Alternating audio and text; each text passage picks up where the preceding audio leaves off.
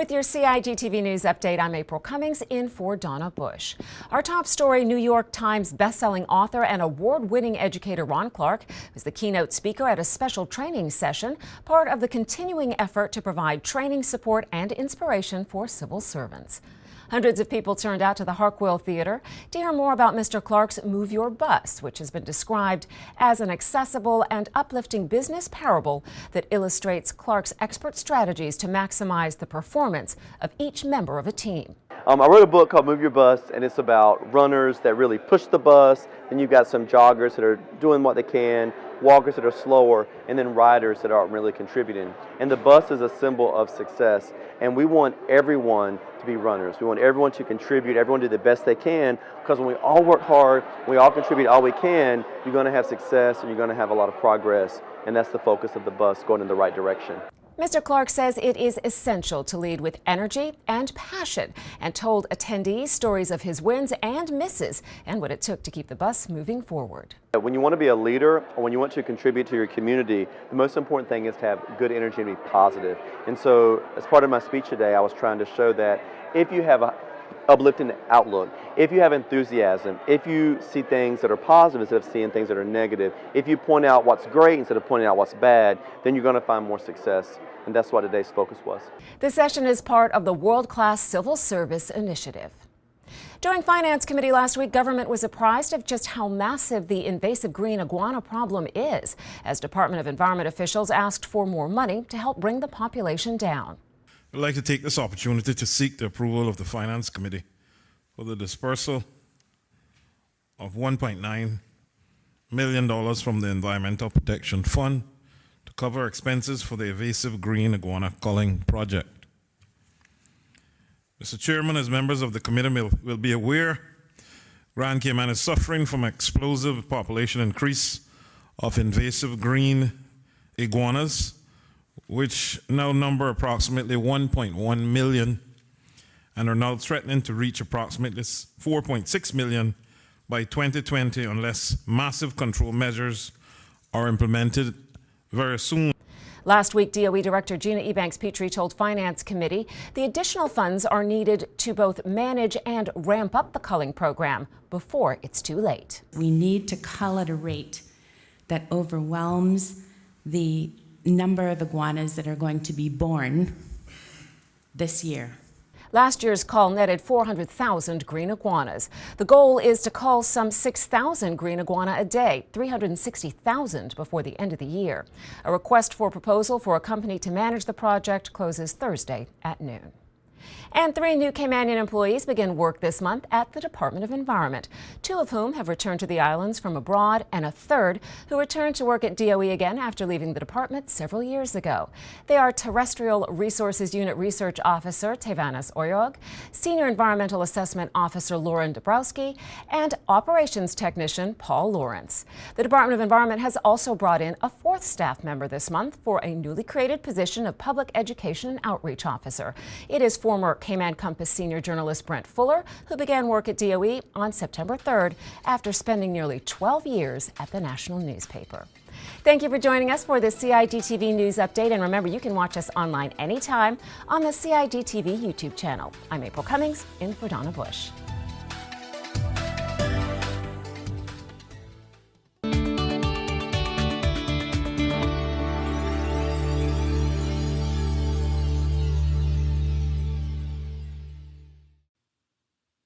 The Royal Cayman Islands Police Service has launched a new service to apply for a police clearance certificate online. To make this process quick and easy, ensure you have digital copies of all required documents readily available. At a minimum, you'll need a copy of your passport photo page. Our website lists the full requirements. If you are using an Apple iOS or Android mobile device, you can use the camera to take photos of these documents while completing your application. After you have read the instructions and are ready to start, type in the alphanumeric string from the CAPTCHA image and click the green button that says Start Application. If you can't read the letters and numbers properly, click Can't Read Image below the photo to try again. To complete your application, you will follow 5 simple steps. These are shown at the top of each page, and the blue circle will always show where you are right now. Enter the requested data in each field. All fields marked with an asterisk are required. Each field has some help information, and please pay attention to the correct format for dates and telephone numbers in particular. When selecting your birthday, you can also use the calendar feature. If a field has a drop-down list, you can scroll through alphabetically or start typing to find the correct option.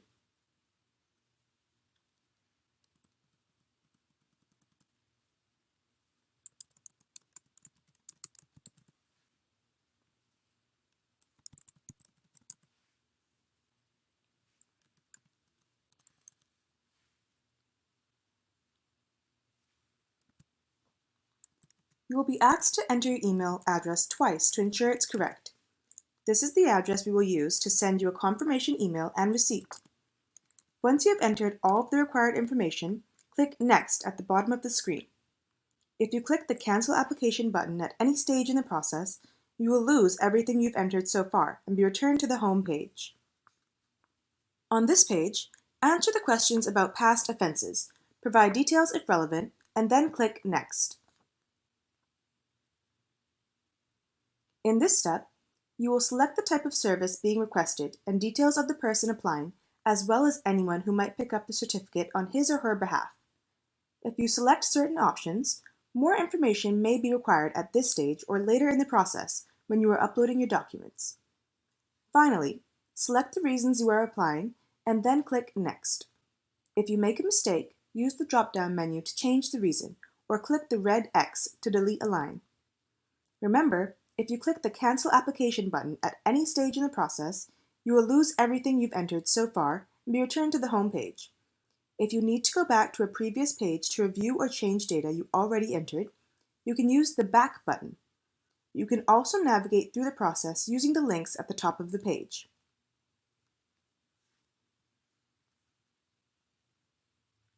On this page, you will be asked for the relevant digital documents to support your application. On each line, click the Upload icon, select the correct file, and then click Upload.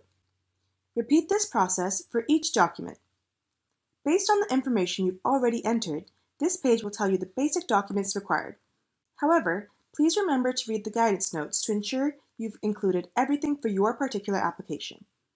You can click the Upload More Documents button if you need to add more files, using the Comments field to briefly explain the additional documents you are submitting. If you go back to previous sections after uploading documents and make changes that affect these requirements, you may need to re-upload your documents. This is the final page before submission. Please review all information provided to ensure it is accurate and complete. You won't be able to change anything on this page, but you can use the Back button or the links at the top of the page to return to earlier pages and update any field. By submitting this application, you are declaring that the information provided is accurate and truthful. If you are satisfied with your application, click Proceed to Online Payment. You may need to allow pop-ups and then click the button again to show the payment screen where you will enter your debit or credit card information.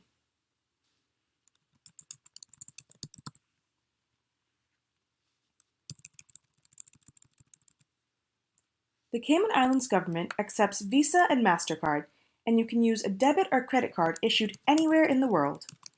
Payment will be processed in Cayman Islands dollars for local service, and in United States dollars for overseas service. If you have questions about any exchange rate that will be used, or foreign currency transaction fees, please contact the bank that issued your card. The Cayman Islands government will not receive or retain your card information. Once your online payment has been authorized, you can view and print your receipt.